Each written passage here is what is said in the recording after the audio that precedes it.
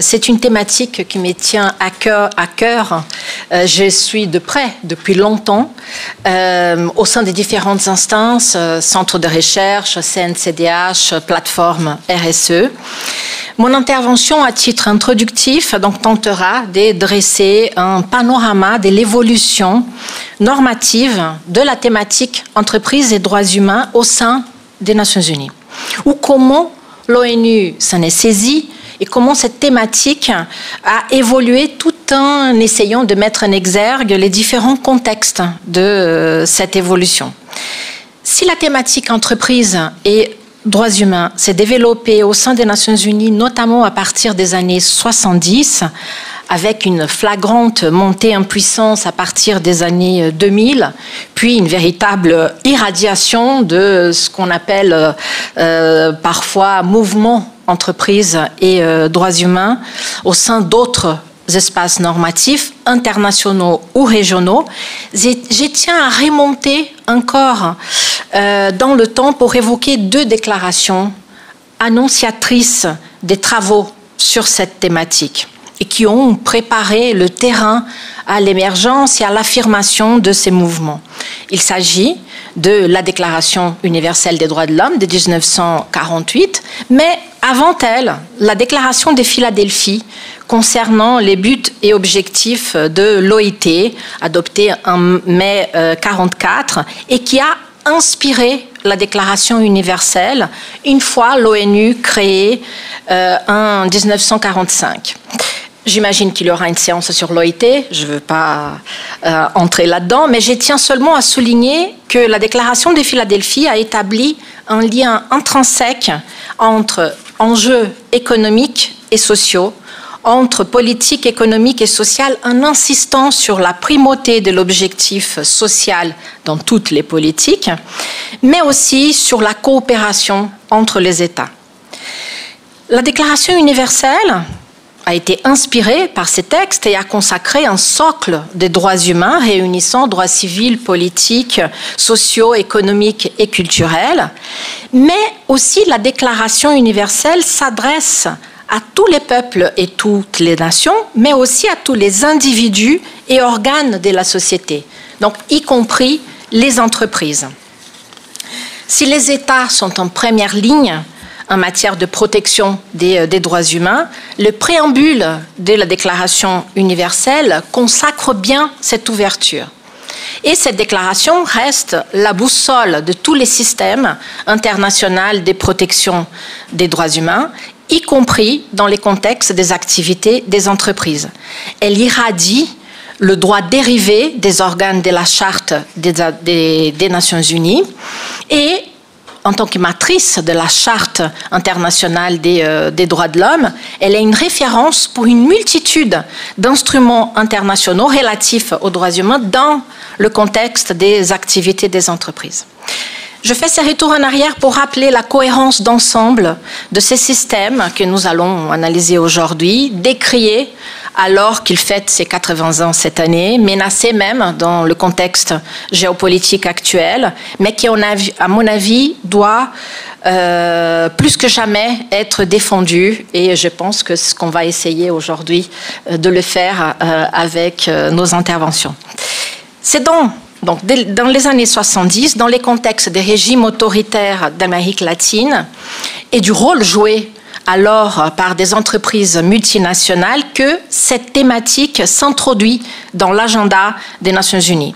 Qualifiée de première histoire des sociétés transnationales à l'ONU, cette phase est marquée par une approche accusatrice dans le cadre du mouvement tendant à un nouvel ordre économique international où les sociétés étaient perçues comme un instrument du néocolonialisme et une entrave à la libre disposition des ressources naturelles, les sociétés multinationales.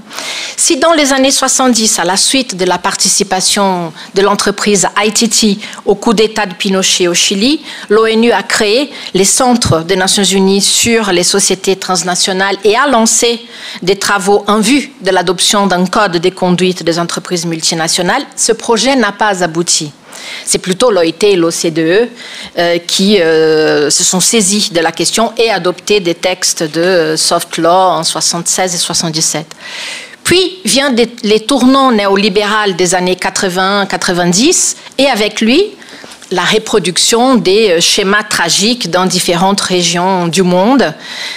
Et derrière la majorité de ces schémas apparaît une économie de marché financiarisée et globalisée, reposant sur un système de concurrence accrue. Bon, à partir des années 90, des délocalisations en cascade, une course au moins-disant social et environnemental émerge et le phénomène du law shopping, tendance à s'orienter vers des États dont les législations sont moins contraignantes, que ce soit au regard des normes sociales, économiques, sécuritaires ou environnementales. Une prise de conscience des coûts sociaux d'une mondialisation dont les contradictions devenaient de plus en plus flagrantes a lieu à la fin des années 90 et c'est dans ces contextes que la thématique entreprises et droits humains revient à l'agenda de l'ONU. Mais elle revient sous fond de concurrence entre soft et hard law. Les lancements en parallèle, voire en concurrence, d'une part des travaux visant à l'adoption d'un projet de normes contraignantes en matière d'entreprise et droits humains au sein de l'ancienne sous-commission des droits de l'homme, et d'autre part, les lancements du Global Compact, du pacte mondial, par le secrétaire général des Nations Unies, dont l'objectif était de donner un visage humain à la mondialisation en proposant aux entreprises d'adhérer volontairement, de s'engager dans la mise en œuvre des 10 principes concernant les droits de l'homme, la protection sociale et environnementale, ou encore la lutte contre la corruption. Niels va vous parler du pacte mondial et je suis certaine que Stéphane va apporter son témoignage sur les discours de Davos. Donc je ne m'avancerai pas sur ce point. Je tiens seulement à rappeler que le résultat de ce que certains observateurs ont considéré comme un bras de fer entre soft et hard law a été le violent échec du projet de normes en 2004, mais la thématique s'est inscrite de manière pérenne dans l'agenda des Nations Unies et la nomination en 2005 de John Ruggie comme représentant spécial du secrétaire général a lancé de nouveaux travaux sur la thématique. Cette fois-ci, couronné de succès, après environ 6 ans de travail et grâce à l'habilité de John Ruggie qui a su écouter différents acteurs, fédérer, trouver des compromis et finalement, en 2011, les principes directeurs ont été adoptés à l'unanimité par les conseils des droits de l'homme des Nations Unies.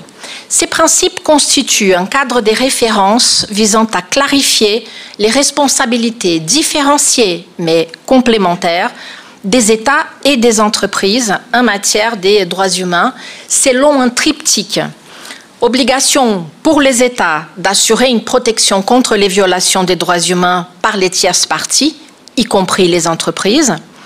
Responsabilité des entreprises de respecter les droits humains, indépendamment de la capacité ou de la volonté des États de remplir leurs propres obligations en matière de droits humains.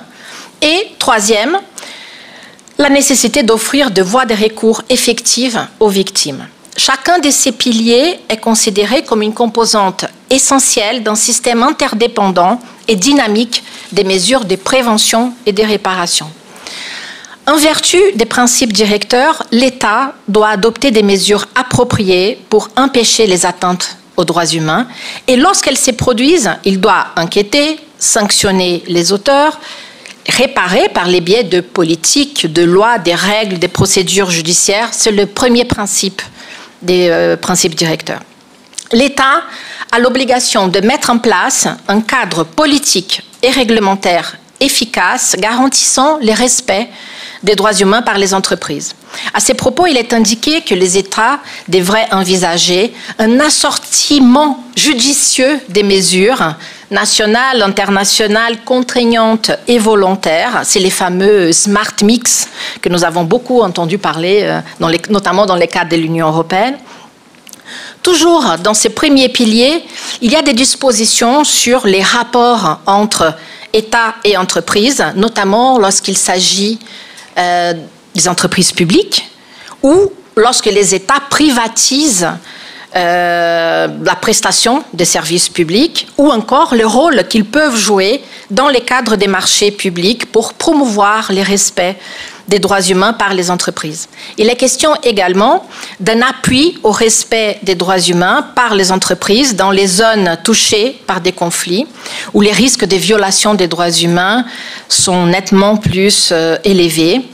L'État doit assurer également une cohérence des politiques, que ce soit au niveau interne, entre ministères, qu'international, notamment dans les cadres des accords commerciaux et d'investissement, lorsqu'il risque de restreindre la marge de manœuvre de l'État en matière de protection des droits humains.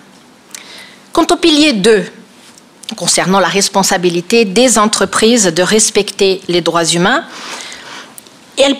cette responsabilité porte sur les droits de l'homme internationalement reconnus, à savoir, je cite le principe directeur, à savoir au minimum ceux figurant dans la Charte internationale des droits de l'homme, c'est-à-dire Déclaration universelle et les 2 pactes de 1966, droits civils et politiques d'une part, droits socio-économiques et culturels d'autre part, et aussi ceux contenus dans la déclaration de l'OIT de 1998 relative aux principes et droits fondamentaux au travail.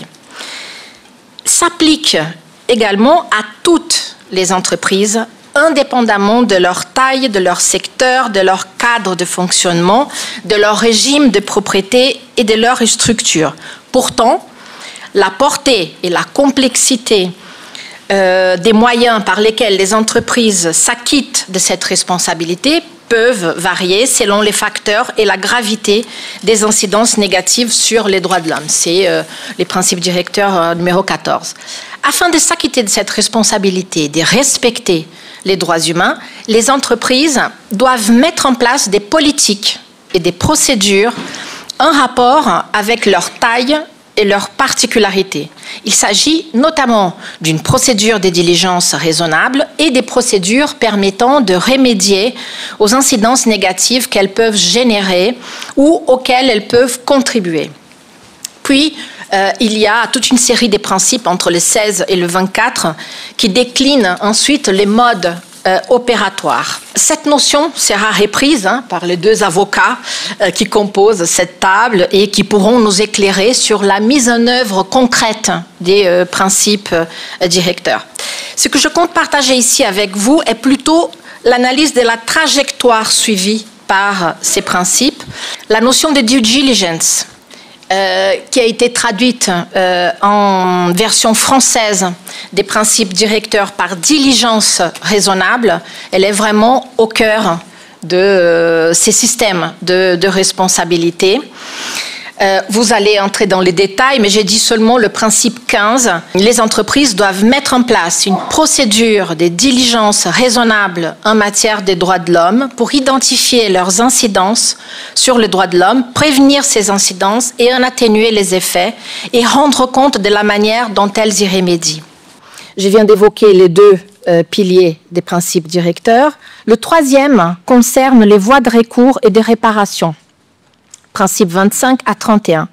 Selon le principe 25, au titre de leur obligation de protéger contre les atteintes aux droits de l'homme commises par les entreprises, les États doivent prendre des mesures appropriées pour assurer, par les biais des moyens judiciaires, administratifs, législatifs ou autres, que lorsque de telles atteintes se produisent sur leur territoire et ou sous leur juridiction, le parti touché ont accès à un recours effectif. Sont ensuite déclinés des mécanismes judiciaires et non judiciaires relevant de l'État et enfin des mécanismes de réclamation non étatiques. Or, quelques années après l'adoption des principes directeurs, En 2014, un autre processus a été lancé au sein du Conseil des droits de l'homme des Nations Unies grâce à l'adoption d'une résolution 26.9 visant à créer un groupe intergouvernemental de travail dans le but d'élaborer cette fois-ci un instrument contraignant, juridiquement contraignant, je cite la résolution, pour réglementer, dans les cadres du droit international des droits de l'homme, les activités des sociétés transnationales et autres entreprises. Pourquoi le lancement d'un tel processus 3 ans après seulement l'adoption des principes Ruggie en 2011?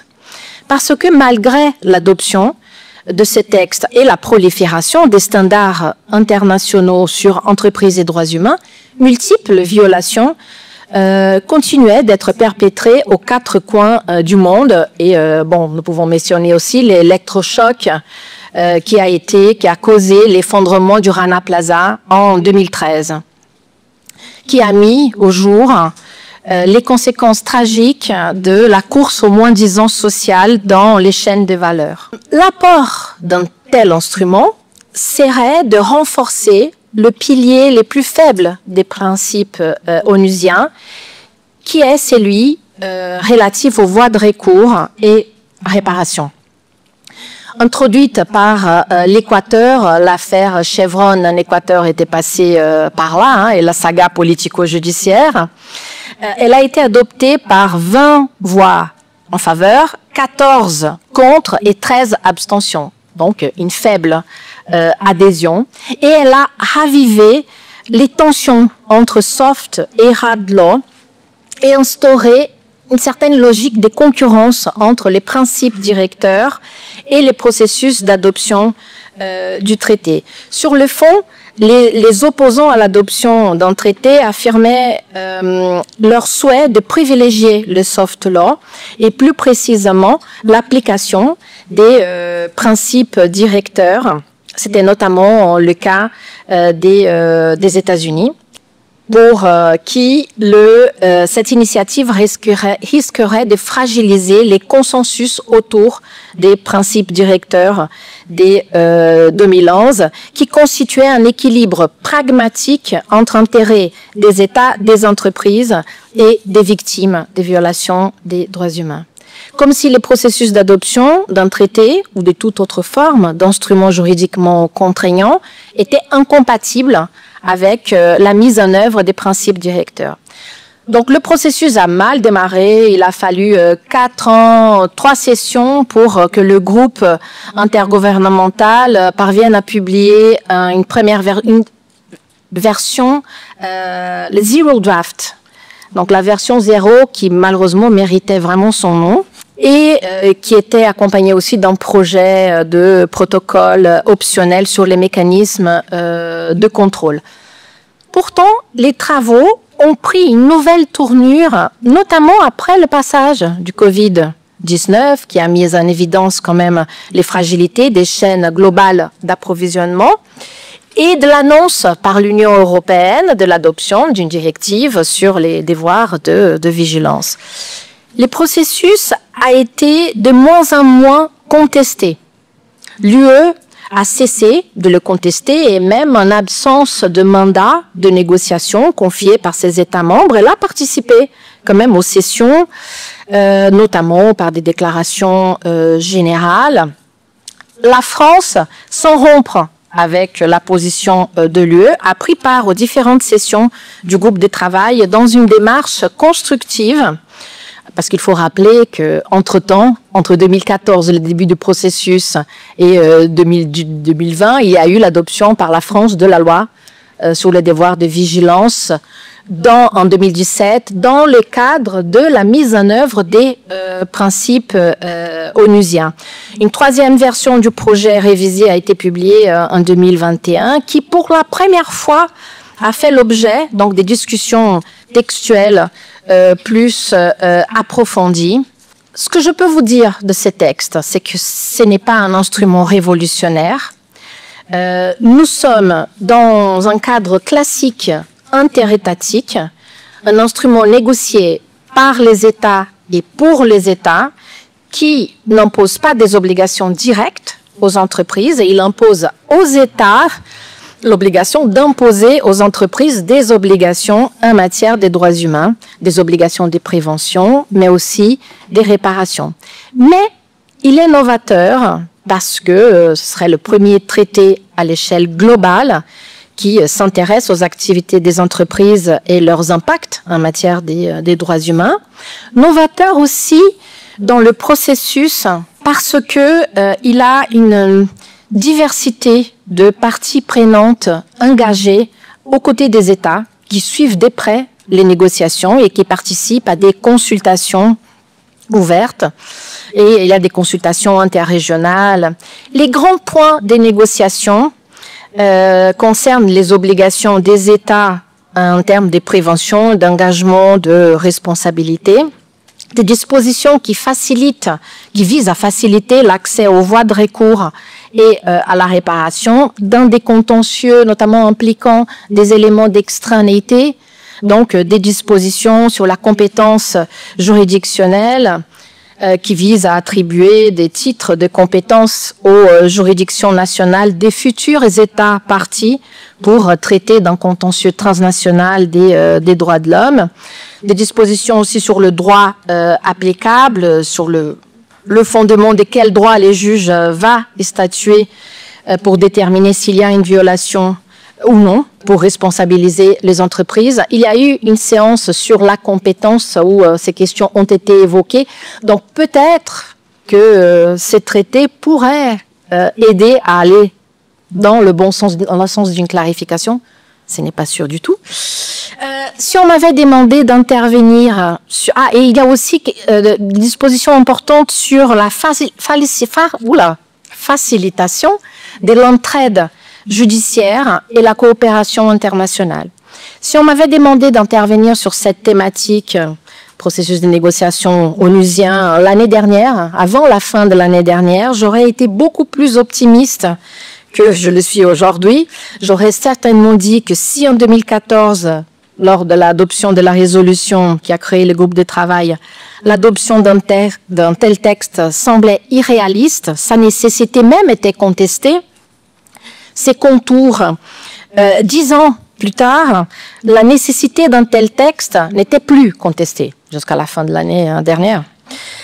Ses contours, sa portée restaient encore à définir, mais l'idée même de l'adoption d'un instrument contraignant avait fait son chemin et un nombre important des pays absents, voire en nette opposition à un tel processus, revenaient à la table des négociations. J'aurais dit aussi qu'un tel processus était complémentaire des mouvements en cours au sein de l'Union européenne qui prônent un modèle d'entreprise responsable, à celui de l'OCDE aussi, et la mise à jour de ses principes directeurs. L'adoption d'un tel texte pourrait donc renforcer le troisième pilier des principes directeurs, voies de recours et réparation, et il pourrait être également une opportunité pour intégrer la dimension environnementale et climatique, et notamment le droit à un environnement sain, tout en rappelant l'importance d'une approche holistique des droits humains. Il contribuerait à une harmonisation normative, mais à condition que cette harmonisation soit alignée sur les plus grands dénominateurs communs et non sur les plus petits. Une harmonisation qui préserve les piliers normatifs sur lesquels se fonde le modèle d'entreprise responsable, graduellement bâti et non sans peine ces 15 dernières années et promu par des textes contraignants en Europe. Donc nous sommes dans une phase charnière où les piliers du pacte vert, comme vous le savez tous, sont gravement menacés. Leur ambition risque à être réduite gravement et cela peut avoir un impact au niveau national des États qui ont déjà adopté des textes, notamment en application des principes directeurs onusiens. Mais aussi, cela peut avoir une conséquence sur les négociations. Là, la prochaine session des négociations aura lieu en octobre. C'est la 11e session des négociations. Pour finir, donc ce n'est pas sûr du tout que nous ayons un traité, surtout dans les contextes géopolitiques actuels. En 2016, lors du premier mandat de Donald Trump, les États-Unis avaient déserté. Sont venus après seulement pour essayer de trouver un modèle alternatif de traité. Et là, c'est une grande interrogation. Mais en attendant l'adoption d'un éventuel traité, il faut insister sur les chemins parcourus par les principes directeurs. Certes, si les lacunes des mises en œuvre des principes ont été mises en évidence pendant sa première décennie de vie, les cadres des références qu'il représente pour la promotion et protection des droits humains dans les contextes des activités des entreprises n'est plus contesté comme lors de leur adoption par les défenseurs de l'adoption d'un traité. Au contraire, ces principes onusiens, ils deviennent le point de départ d'un tel processus. Le groupe de travail des Nations Unies, qui a été mis en place pour suivre la mise en œuvre de ces principes, a progressivement incité les États à adopter des plans nationaux d'action de mise en œuvre des principes directeurs, puis l'adoption de lois, des due diligence, et ce groupe soutient aujourd'hui le processus d'adoption d'un traité qui viendrait notamment renforcer donc le pilier 3 des principes onusiens. En attendant, donc, les principes directeurs restent un programme d'action mondial visant à clarifier ces responsabilités différenciées mais complémentaires des États, des entreprises, et même s'ils ne sont pas juridiquement contraignants, ils reposent sur des obligations incombant aux États en vertu du droit international des droits de l'homme. Et les organes conventionnels de contrôle des Nations Unies, Comité des droits de l'enfant, Comité des droits économiques, sociaux et culturels, contribuent à faire évoluer ces principes. C'est le cas d'une observation générale du Comité des droits de l'enfant de 2013. C'est le cas aussi, notamment en matière d'extraterritorialité, d'une observation générale du Comité PIDESC. Et je terminerai par évoquer aussi les procédures spéciales de l'ONU, parce que les victimes peuvent saisir aussi les rapporteurs spéciaux qui, eux, alertent les États et les entreprises grâce à des lettres d'allégation, que peut-être Emmanuel pourra en parler, et nous pourrons revenir sur ces questions lors des débats.